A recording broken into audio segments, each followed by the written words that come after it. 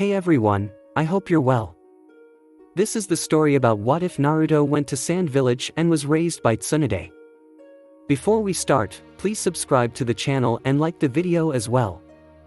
I have created a playlist of this what if and other what ifs, make sure to check them as well. So without any further ado, let's start the what if. 10 days later. After completing adoption process. As soon as the adoption process was complete, Tsunade expressed her desire to take the baby Naruto away from the Leaf Village.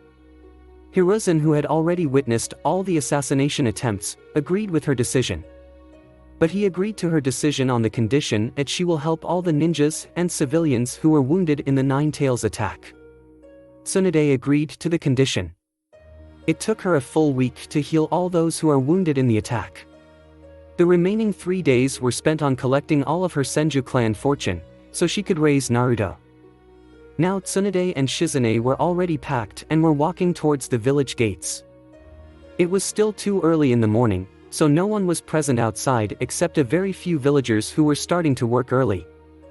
"Lady Tsunade, isn't it a little too fast to leave?" Shizune asked the question that was bugging her mind since last night when her master informed her that they would be leaving the village in the early morning. This village is blinded with its hatred. I don't want to lose him to their hatred. Tsunade said the last part looking at the baby Naruto in her arms. Shizune understood the inner meaning of her master words and kept walking alongside her. As soon as they arrived at the gates, they saw Hiruzen waiting for them patiently. "Sensei." Tsunade didn't know why he was there. "I'm here to fulfill my duty that I promised to his parents," he replied, referring to Naruto. "Which is?" Tsunade inquired. Hiruzen took out 3 scrolls from his robes. One scroll was colored in red, second one was colored in golden yellow, and the third was plain white in color. He handed all the 3 to her. The white scroll contains all the fortune that Naruto's parents left him with. Hiruzen said with a grim expression, remembering the cost of that fateful night. "Thanks. But I don't think I will need it. The Senju fortune I have is already enough." Tsunade tried to refuse. "I know. But it's one of their final wishes." Hiruzen replied, remembering one of Kushina's final wishes. "All right." Tsunade conceded. "But what's with these 2 scrolls?" she questioned, referring to the 2 remaining scrolls. "They are all the jutsus that his parents used and created in their lifetime. These scrolls can only be opened by the blood of their descendant," he replied while placing emphasis on the word created. Tsunade understood what he was referring to and placed the 3 scrolls in her backpack carefully. "Now to the final matter, I'm here to ask you to bring Naruto back to Leaf Village when he is ready." Hiruzen dropped the bomb. "No." Tsunade shot down his request. Hiruzen did not react to her rejection, instead he was expecting her to say no. But he made a promise to someone. It was Kushina's final wish, for him to be Hokage and continue their dreams. He said, remembering her final words. That brought Tsunade's world upside down. She stood in silence for a few moments. Then she composed herself, and gazed at her son in her arms, who was having a bright smile, as soon as he heard the name Kushina. "If he decides to come here, I won't stop him. That's all I can promise," Tsunade replied finally while caressing Naruto's cheek. "That's all I can ask for." Hiruzen compromised to the fact that she was willing to allow Naruto to return, if he wishes to come back to Leaf Village. "Goodbye, sensei," Tsunade said to her sensei and started walking. Soon Shizune also followed her out of the village gates. Hiruzen stood watching the retreating forms of Tsunade and Shizune until they can no longer be seen. Now comes the difficult part. Breaking the news to the village council. Hiruzen thought while rubbing his temples. Far away in the sand village. He's so small. He's premature. Are you really sure he's going to be alright? Raza questioned Chio, worrying about his son's health. He was holding a tiny child with red hair. The baby has dark rings around his eyes, Just like how his father gets dark rings around his eyes when he uses his golden dust. I'm not sure. But since he's born premature, he has to be taken good care of, to ensure his health. Chio replied. Please let me see my baby's face.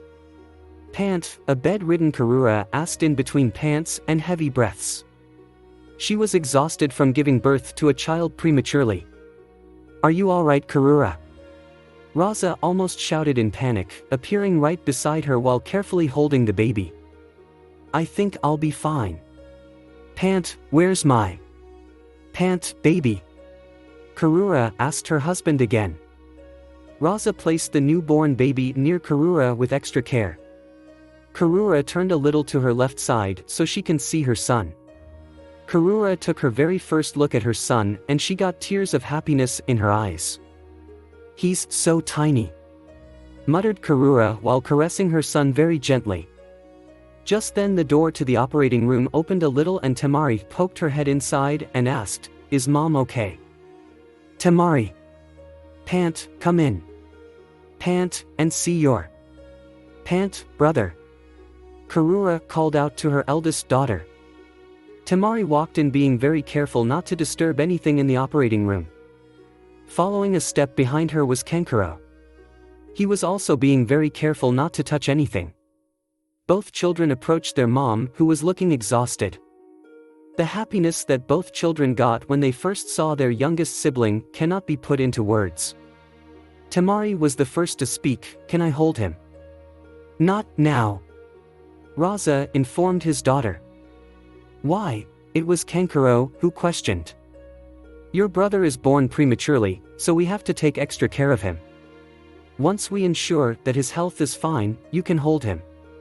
Chio answered the children. What's premature? Temari doesn't know its meaning since she is too young. Don't worry. You can hold him soon. Karura consoled her children. Okay. Both children said downtrodden. Kazekage-sama, what will be the name of your son? We need to make an entry for his birth certificate, one of the doctors in the room asked Raza. It was Karura who answered, he's my son Gara. It has been 6 months since they left the Leaf Village. Tsunade and Shizune settled in a small forest area near the Land of Waves.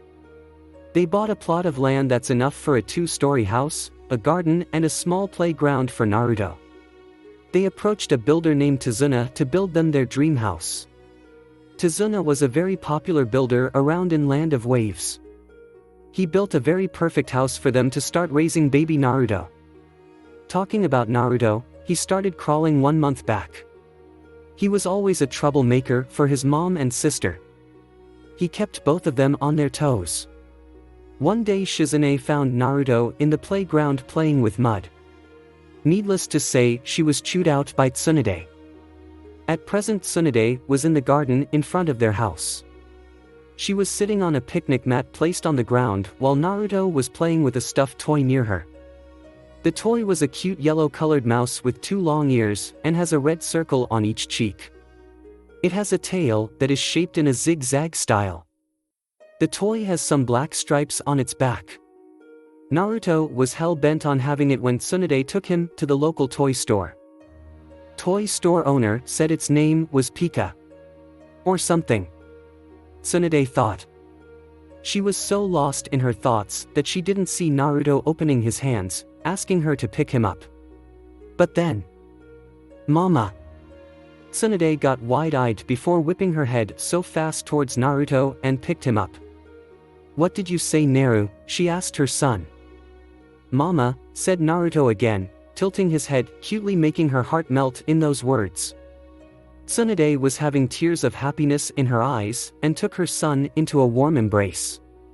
Shizune, who just walked up to them carrying a tray of snacks, dropped it when she heard Naruto speaking his first words. She hurried up to the pair. Can you call me Sis, Naru? She asked her little brother, getting hopeful. See. Naruto tried to repeat the word his sister just said with a confused but cute expression on his face. Sis. Shizune repeated again, slowly this time so he can see her lips. Sis. Naruto said, imitating his sister. Yes. That's my baby brother. She shouted happily, raising her fist into the air. Did you see that Lady Tsunade? Naru called me sis. She said, feeling excitement. Then a giggling Naruto lifted his hands, asking his sister to pick him up. Shizune picked him up from Tsunade and started to jump around in excitement, while the boy was giggling happily. What's with all the celebrations? A confused-looking Jiraiya asked, scratching his head. He called me mama, / he called me sis, both ladies replied at once. Really? Jiraiya said, not believing their words. Mama. Naruto chirped again with a foxy grin. All of a sudden Jiraiya appeared kneeling in front of Naruto, who was still in Shizune's hands. That's my godson. He was having tears of his own. Tsunade was actually glad that Jiraiya was making time from his spy network to check in on Naruto whenever he could. He was being a good godfat. Now say. Shake that booty, girl. Jiraiya said with a perverted giggle. Crickets could be heard chirping in the background while two wide-eyed, dumbfounded ladies and a confused Naruto kept staring at him. Shizune, take Naruto inside, ordered Tsunade calmly, cracking her knuckles. Jiraiya gulped in fear when he saw Tsunade has a tick mark on her forehead. It was at this moment he knew he fucked up, and she was pissed. Shizune took a happily waving Naruto inside. She completely ignored the shouting and pleading that followed. Don't even think of corrupting my son. Not there. Not there. Ow. Baby Naruto, who heard the scream, started clapping and said, Mama. Boom. Kazekage Residence. Sand Village. Ah. What's going on? A confused-looking Raza asked the celebrating mother and daughter duo. Karura was hugging her son Gaara affectionately, and Temari was making faces at her brother, making him giggle, and was jumping and spinning in excitement. Both mother and daughter saw Raza standing in the doorway to Gaara's room. He called me mama, / he called me sis, both ladies replied at once. Really? Raza said, not believing their words. Mama. Gaara chirped again with a giggle. Kankuro, who just walked in to see what the commotion was about and heard his baby brother's first words. He rushed to his baby brother, who was still in Karura's hands. That's my brother, exclaimed Kankuro. Raza was glad that he made the right choice. He could see that they are a perfect fam. Now say, makeup is great, Kankuro said with stupid grin. Crickets could be heard chirping in the background while two wide-eyed, dumbfounded ladies and a confused Gaara kept staring at him.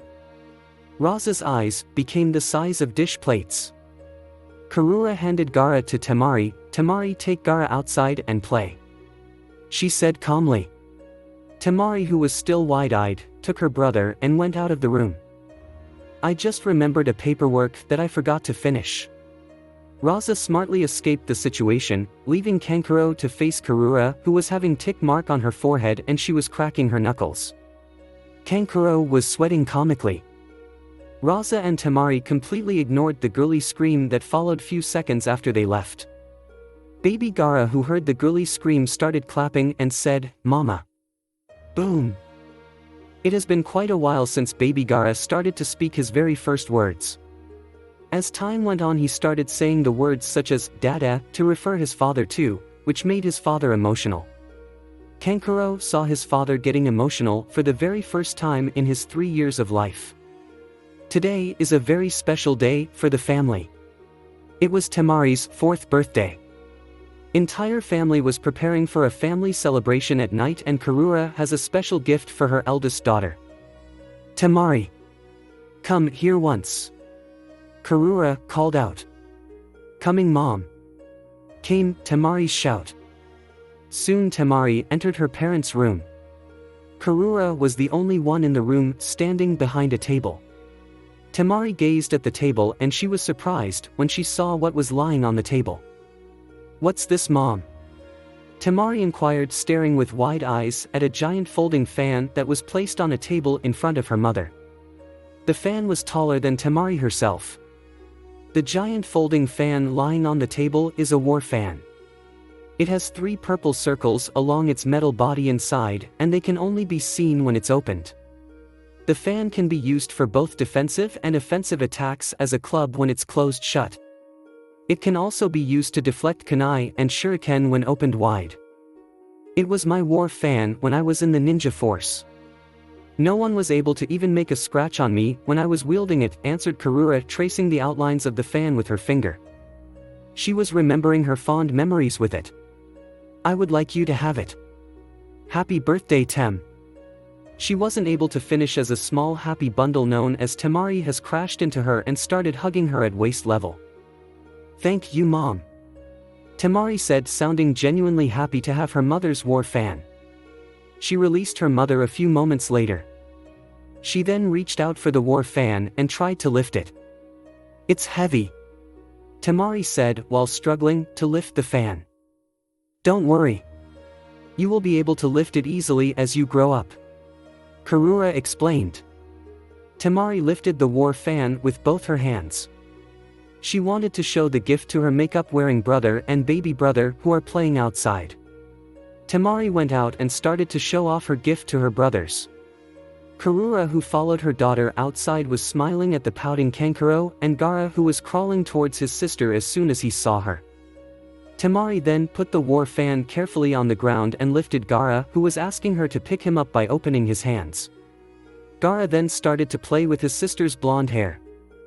So, I wanted to ask, why you always keep your hair in 4 pigtails? It's not that I'm complaining, but why don't you let your elegant blonde hair fall freely on your back? Karura asked hesitantly as she approached the sister and brother duo. She wanted to ask about this for quite some time, but didn't ask, thinking she may hurt her daughter's feelings about how she wanted to look. As soon as Karura said blonde hair, Temari felt something. She couldn't comprehend what this feeling was. It was like she was not the only one. Karura saw her daughter's facial expression change from happy to dreamy to confused, and then finally settle with a pout and question mark face. What happened, Temari? I just wanted to know why you don't let your hair loose, that's all. Karura said in panic, thinking she may have hurt her daughter's feelings by questioning her hairstyle. She didn't hate the hairstyle of her daughter, she was just curious. Oh, it's nothing, Mom. I was just lost in my thoughts. Oh, and I don't let my hair loose cause I don't want to look girly, was Temari's reply as she let Gaara down so he can go back and play with Kankuro. Girly? But you are a girl? Karura asked, surprised. Not just any girl, but a girl that will become an awesome ninja that wields your war fan. Temari replied confidently while pointing her right-hand thumb towards her chest. I have no doubt in saying that you'll become a ninja that everyone will look up to. But never think that being a girl or girly is a weakness. Karura admonished her daughter. Temari looked at her mother with a confused face. I myself am a woman, and I can proudly say that I can go toe-to-toe with your father any day, informed Karura. Temari's eyes became wide. Wow, Mom, you're awesome. That's not the only thing. Lady Chiyo was said to have taken down an entire fortress, all by herself in a battle. Even Tsunade, one of the legendary Sannin of the Leaf Village, is also a woman. Here Temari's eyes were filled stars. Never ever think that being a girl/woman is a weakness. It's true that we are women, but not weak women. Temari was still in awe at what she was just told. It's your choice how you want to look, but never be ashamed of being a girl or woman, Karura said to her daughter. All right. Temari exclaimed, raising a fist to the sky, being proud. Though your hairstyle is quite unique too with your blonde hair, Karura complimented after Temari settled down. There. That feeling again, that I'm not the only one, were Temari's thoughts when she felt the same way again as her mother mentioned about her blonde hair. Karura noticed that Temari had a pout and a question mark face again. What's the matter? She inquired. It's nothing, Mom. But I have this weird feeling. Don't know how to say, but I feel like I'm not the only one.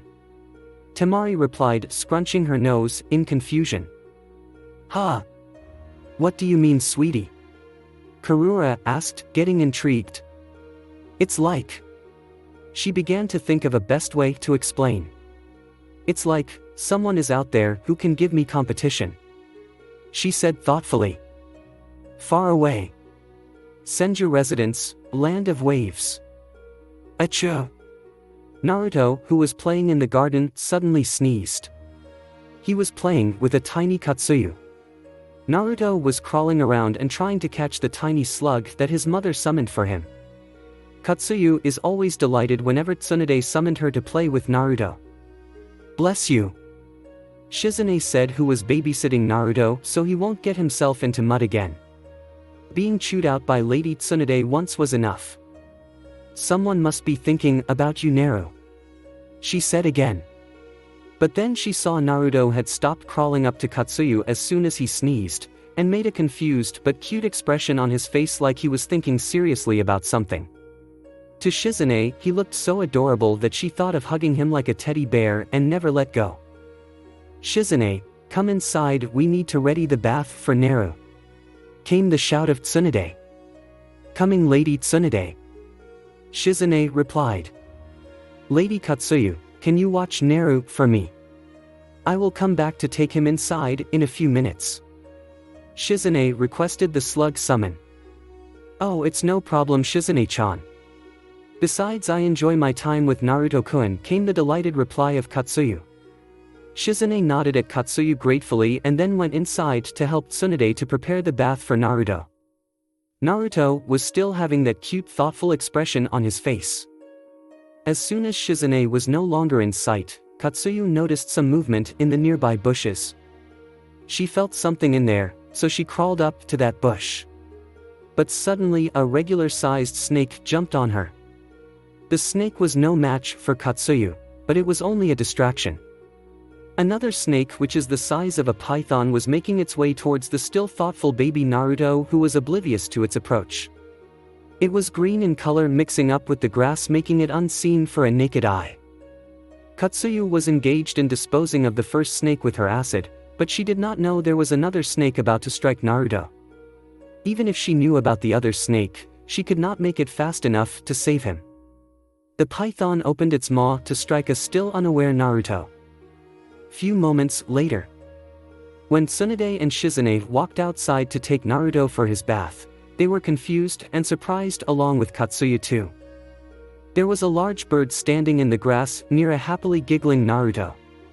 The bird is 3 feet tall and can come up to Tsunade's waist level in height if it stood tall. The bird looked like an eagle, but not quite the same. It has the body structure of an eagle, but its size is far large to be an actual eagle. Its feather colors are so vibrant, which was never seen by any of them, including Katsuyu. Even though it has large size and vibrant colors, in nature, when an animal has bright vibrant colors, it means that the animal is either poisonous or dangerous. The bird seemed to be calm. It was looking at a giggling Naruto until Tsunade and Shizune walked in. When the bird noticed their presence, it turned its head towards Tsunade. Tsunade was fearing for her son's safety in the presence of an unknown large bird, but as soon as the bird looked at her, she doesn't know why, but she felt at ease. It's like the bird has a calming aura that calms everyone in its vicinity. Almost like someone was guiding her, she walked up to her son and picked him up. While this was happening, the bird didn't even make any movement at all, like all scared birds do when a human approaches them. Tsunade, Shizune and Katsuyu were all staring in awe at the mighty bird. Once the bird saw that the boy was safe, it released its wings, which were 3 meters wide each. Then it released a mighty screech and took flight. The screech was not the one that shocked Tsunade, Shizune and Katsuyu, but what shocked them was what they saw in the bird's talons. Hanging from the massive and ferocious-looking talons was the lifeless corpse of a green-colored python. The python was massive. It could weigh easily around 300 pounds. All three had no clue how the bird could lift that much weight like it was just a feather. The bird started circling around them in the sky, making a gentle breeze of wind, and then threw the dead python far away, where it can't be found by anyone. Naruto, who was still in the hands of Tsunade, was clapping and giggling, enjoying the gentle breeze created by the bird.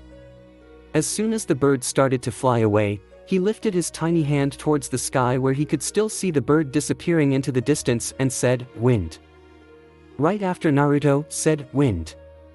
In Sand Village. Temari, who was in the playground listening carefully about all her mom's exploits when she was a ninja, suddenly felt like someone rested their hand on her shoulder gently. She looked back in surprise, while her mother seemed to be curious about her daughter's sudden reaction. "Temari?" Karura inquired, curious as to why her daughter is looking back with a confused expression. Temari blinked her eyes when Karura called her and turned to face her mom and said, "It's nothing, Mom, I just felt like someone rested a hand on my shoulder." Just then a gentle breeze of wind surrounded the two females, who have no idea about what was going on. The gentle breeze of wind caused two of Temari's lower pigtails get loose, making her long hair to fall freely and flow in the wind, making her look like an angel to her mother's eyes. That night, some unknown location. It was a darkly lit hideout, built entirely underground, with the entrance being at the foot of a rock formation. Within the hideout itself are numerous rooms, and on the walls of the rooms, there were statues of gigantic snakes coiled up with candles in their eyes providing light. A tall and thin figure was seen sitting on some sort of throne-like structure in one of the rooms of the hideout. Soon a regular-sized snake came up, crawling into the darkly lit room and stopped nearly 10 feet away, facing the person. The snake looked like it has seen better days. Over 70% of the snake's body was filled with acid burns. "Coo coo coo. Aoda, it seems as if you were unsuccessful in doing what I asked of you," the person said sarcastically. "Yes, my lord. I faced a massive retaliation from Slug, San and Summon," the now identified snake Aoda humbly replied. "So Katsuyu was there?" "Coo coo coo," the person replied. "Forgive me, my lord, but your idea to harm an innocent child is not a noble way to," Aoda started to say, but the person interrupted the still talking snake like he didn't even hear its words. "Your father Manda will not be happy that his son was beaten by Katsuyu brutally," he said, making the snake bow its head in disappointment on itself. "To think that Katsuyu was able to defeat two of my snakes all by herself."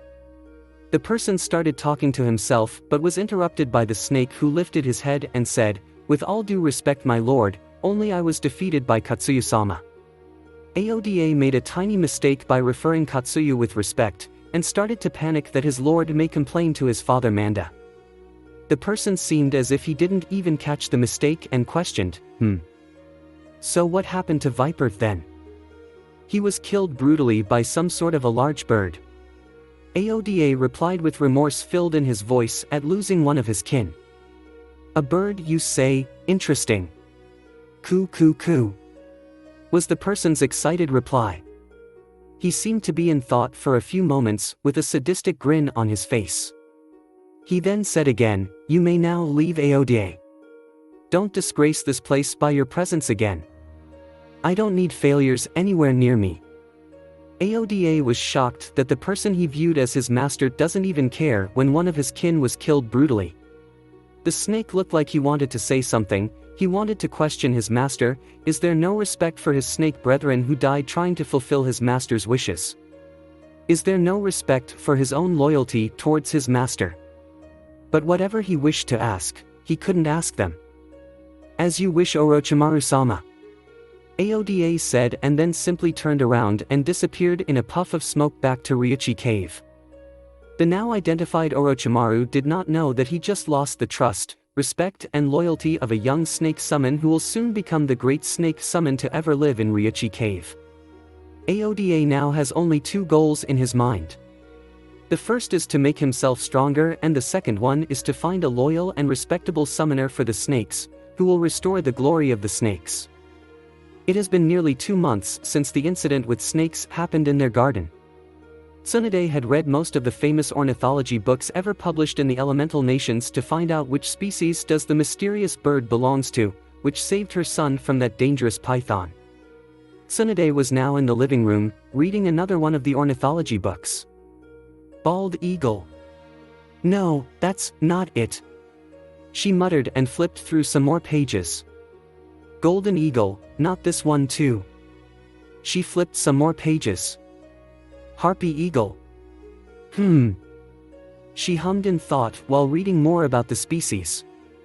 Harpy eagles possess the largest talons of any living eagle, and have been recorded as lifting prey which is equal to their own body weight. This allows them to snatch a live sloth from tree branches, as well as other proportionately huge prey items. Males usually take relatively smaller prey, with a typical range of 0.5 to 2.5 kilograms, 1.1 to 5.5 pounds, or about half their own weight. The larger females take larger prey, with a minimum recorded prey weight of around 2.7 kilograms, 6.0 pounds. Adult female harpies regularly grab large male howler or spider monkeys or mature sloths weighing 6 to 9 kilograms, 13 to 20 pounds, in flight and fly off without landing, an enormous feat of strength. She paused in her reading. But what I saw was no ordinary eagle. It lifted a massive python, which weighs around 150 kilograms, nearly 330 pounds, and that is not just any ordinary feat of strength. She thought with a frown marring her face. You'll get wrinkles soon, if you keep on stressing yourself like that. Tsunade turned her face towards the source of the voice and found Jiraiya coming in through the window of their house into the living room. If you don't know, we have a fine-looking door that works, she said sarcastically. Nah. Windows are more suited for my style, he said with a stupid grin, but then he became serious and asked, so what happened, that you need my assistance? Few moments later. Does Katsuyu know anything about this bird that you are talking about? Jiraiya inquired. She was as surprised as we are. And that's what makes me nervous, that even Katsuyu, who is around for more than 1,000 years, does not have any idea about what this bird is. Tsunade exclaimed. But you also said that the bird just saved Naruto from a python that could possibly be there to attack him, didn't you? Jiraiya questioned. Yeah, and it didn't even make any moment even when I was approaching it. It just kept on looking at me, and then lifted the python like it was just a feather, she said, remembering the encounter again. This is troubling, Jiraiya said, scratching his chin. I will see if I can find any info about this in Mount Mayaboku, write down the appearance and details of the bird and give it to me, he said, handing her a notepad and pen that he always keeps with him. Tsunade wrote what she could remember about the bird and handed it back to the toad Sannin. So, where's my troublemaker godson? Jiraiya asked, feeling happy to meet his godson. He's in the garden with Shizune, Tsunade said while leading the way to the garden. Jiraiya soon followed her out. Naruto was once again found playing with a small Katsuyu, while Shizune was keeping a close eye on him, making sure that no more incidents like what happened last time take place. Naruto was hugging Katsuyu like a teddy bear. His eyes then caught something. There was a cute-looking baby red fox kit which could be no longer than 2 weeks old. The baby fox's fur was gray, but there was already a red coat growing on its fur. The kit seemed to be not able to walk properly because of its young age. The fox kit was probably an orphan now. There were a lot of orphaned baby foxes whose parents were killed off because of the demand for their fur, or just as an entertainment sport for some stupid people, the sad reality of the world we live in. As soon as Naruto saw the kit, he started crawling towards it. The kit seemed to walk away from the baby Naruto whenever he tried to reach it. Tsunade, Jiraiya and Shizune saw the scene and thought it's adorable. After trying to reach the cute baby fox 2 or 3 times and failing, baby Naruto puffed his cheeks like a stubborn child. Jiraiya could have laughed if he didn't see what happened next. Naruto put his hands on the ground for support and tried to stand. He stood up with shaking legs and took a step towards the baby fox, which seemed to come to him at this point. Jiraiya was surprised in a positive way, and Shizune gasped as she got to her feet with her hands over her mouth. Tsunade's eyes watered with happiness as she saw her son taking his very first steps. Naruto started to pet the baby fox in his own way with his tiny hands. "Naru!" He heard his mother calling him. He turned his head away from the baby fox and saw his mother standing there. Tsunade opened her hands, urging him to come to her. As soon as Naruto saw his mother, he forgot all about the fox and started to walk shakily towards Tsunade. Jiraiya recovered from his surprise and took out his camera that he always keeps with him in order to peep on women, but this time he decided to capture this special moment for the mother and son. Tsunade watched her son take one step and another with shaking legs. "Come on, Naru. Come to mama." She encouraged him with eyes filled with tears of happiness. Naruto took 2 more steps, and just when he was about to reach his mother, he stumbled on his legs. Before he can fall, his mother picked him up and she was crying in happiness. She hugged him in her warm embrace. Baby Naruto got confused when his mother started to cry. He rubbed the tears off from her cheeks with his tiny hands as best as he could with an adorable cute expression. Soon Shizune also recovered from her surprise and joined the mother and son duo. "Caught each and every step," Jiraiya muttered while going through the pictures he just took. One picture shows Tsunade opening her hands urging her son to come to her. Next 2 pictures show Naruto taking one step after another towards his mother. Another one shows Naruto almost reaching Tsunade. Next picture shows a very emotional Tsunade hugging her son who was trying to wipe his mother's tears. The final picture shows a happy Shizune making faces at Naruto, making him giggle, and Tsunade to smile. "It will be a gift for my godson on his first birthday in a few days," Jiraiya thought. Soon he also joined them in urging his godson to walk towards him too, which Naruto happily did. Shizune took the camera from Jiraiya so she can capture Jiraiya's special moment with Naruto too. Then they set the camera on timer mode and put it on a nearest tree branch, so that they can take a family picture with baby Naruto, who can now stand a little easily. Tsunade and Shizune were standing side by side while baby Naruto stood in front of them in the middle with a smiling face, while Jiraiya, who was taller than all of them, was in the back giving a peace sign with a heartfelt smile. When the timer hit 2-second mark, both Katsuyu and that cute baby fox also joined the picture. Katsuyu was on Naruto's right side while the baby fox was on his left side. The camera clicked the picture, completing the perfect family picture. Tsunade, who witnessed the baby fox being petted by Naruto, decided to adapt the kit. After all, the fox kit was the one that made her son to take his first steps. She decided to take the fox kit to a nearest veterinarian soon to give it all the necessary medication and vaccination for the baby fox to be safe. She will let Naruto to name it when he can. That evening, after witnessing his godson's very first steps and playing with him for some time, Jiraiya took his leave from the family because he has a mysterious bird to investigate about. He gave the camera with pictures to a local studio owner for development. He also paid little extra to make sure the photos will be framed ready 2 days before Naruto's first birthday. Then he decided to visit Mount Mayaboku to see if the toads know anything about the bird or not. Few moments later, Mount Mayaboku.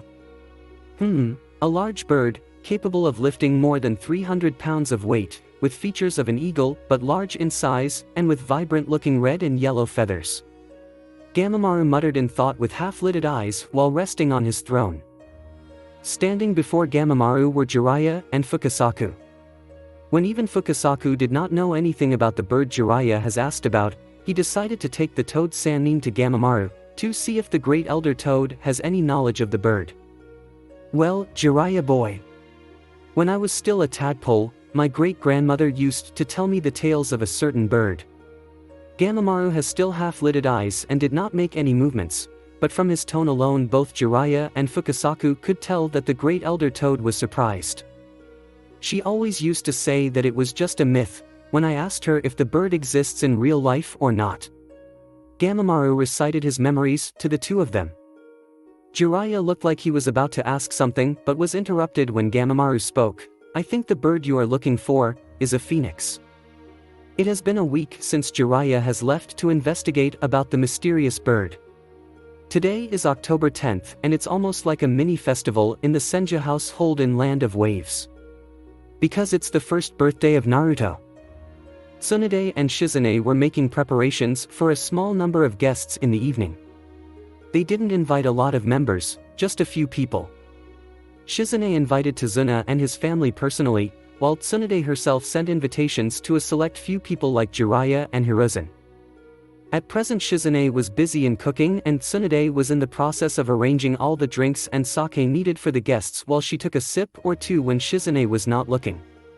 Naruto was in the living room playing with his favorite stuffed toy, which is the cute yellow-colored mouse with 2 long ears and has a red circle on each cheek.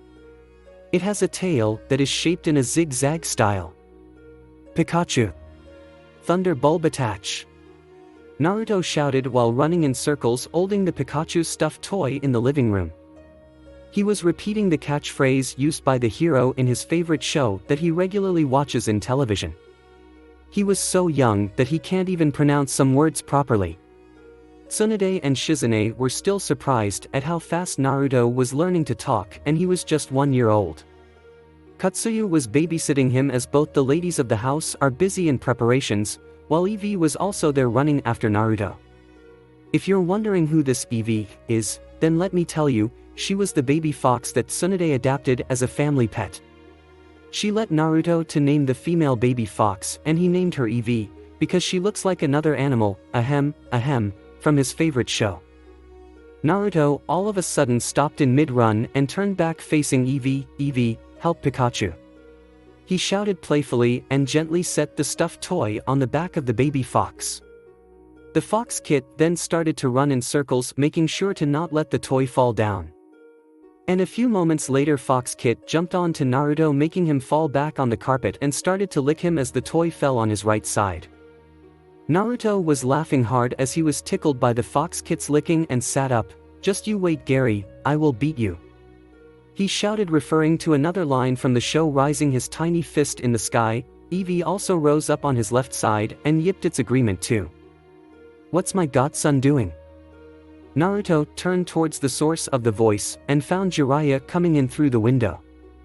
"Uncle Jiraiya," he shouted in excitement as he ran as fast as he could and jumped up towards Jiraiya. Jiraiya caught the excited boy in his hands and spun him around making the boy laugh and then set him down. "What's with all the kamo?" Tsunade stopped in mid-sentence as she saw Jiraiya. Soon Shizune also appeared in the living room. "I'm glad you're here, pervert," Tsunade said.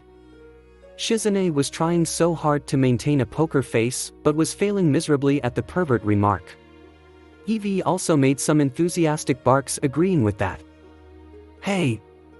Jiraiya shouted like a stubborn child and said, "I'm not a pervert." But before Tsunade can counter, "I'm a super pervert."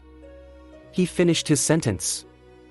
He then summoned a samurai toad Gamma, who is a large toad, enough for Jiraiya to ride on his back. His orange skin is covered in blue markings, he has bandages wrapped around his body and left foreleg, and wears a necklace with 7 large beads on it, with the kanji for loyalty on the central, largest one. He was wearing a samurai armor, composed of a plate cuirass and arm guards paired with traditional samurai pauldrons. Then Gamma and Jiraiya started to do a weird dance intro as Jiraiya started to say, "I am the hermit of Mount Mayaboku. The man on whom ladies swoon over. I am Jiraiya, the Toad Sage."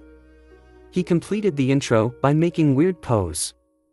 He was leaning forward a little facing the ladies of the house, still standing on Gamma with his left leg in front and right leg was stretched behind him, and he held his left hand in the front with palm open and downwards near where his left knee was, and he held his right hand behind him with elbow facing the sky and closed right fist towards his head. Strangely enough, the toad Gamma was also imitating his pose. Pin drop silence. Crickets could be heard chirping in the background as the 2 ladies of the house and the female baby fox stood there in utter silence with dumbfounded faces and a sweat drop on the back of their heads. But they were brought back to reality from their stupor when they heard clapping sounds. Both ladies and the fox kit turned towards the sound and fell face first in the ground in a comical way when they saw that Naruto was laughing and was clapping at Jiraiya's display. "See! My godson approves me as the ladies' man." Jiraiya shouted and lifted the giggling Naruto off the ground and set him up on his shoulders and started to jump up and down, still standing on Gamma. Not surprisingly, Gamma also started to jump around as Jiraiya kept himself balanced by channeling chakra to his legs. Few seconds later, Tsunade stood up from the ground and said, "Boys, we'll be boys." Soon Shizune and Eevee also stood up, and all three ladies, including Eevee, went back to what they were doing, leaving the boys of the house to do as they wish.